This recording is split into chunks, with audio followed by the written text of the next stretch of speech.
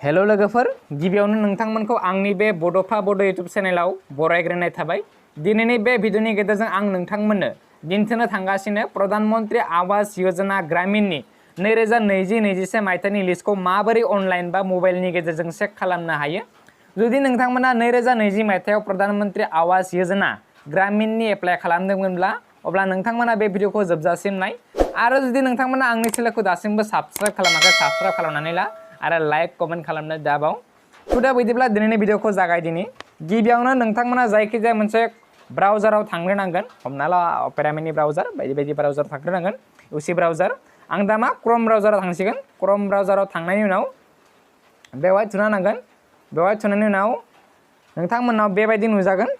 बेबायदि नुजाब्ला बेवहाय सार्च खालामनांगोन RH रिपर्टिं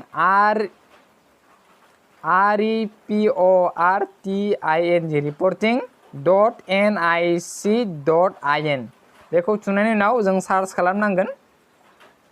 सार्च खालामनायनि उनाव बेबायदि मोनसे पेज नुजागोन आरो बेबायदि पेज नुजाबाथाय 2 नाम्बाराव दङ मा, 1 नाम्बारा नङा दे, 2 नाम्बारा हाउस प्रग्रेस एगेन्स्ट द टारगेट फाइनान्सियेल इयार बेवहाय थुना होनांगोन। बेवहाय थुनायनि उनाव बेबायदि नुजागोन। बेबायदि नुजाब्लाथाय मा PMAYG कम्युलेटिभ प्रोग्रेस टिल डेट बेवहाय थुनानै 2020-21 मायथाइयाव बेवहाय सिलेक्ट खालामनांगोन। सिलेक्ट खालामनायनि उनाव आरोबाव गाहायाव सिलेक्ट फैबावगोन। बेवहाय थुनांगोन मा प्रधानमन्त्री आवास योजना बेखौ सिलेक्ट खालामनांगोन। सिलेक्ट खालामनायनि उनाव आरोबाव सिलेक्ट नुजाबावगोन।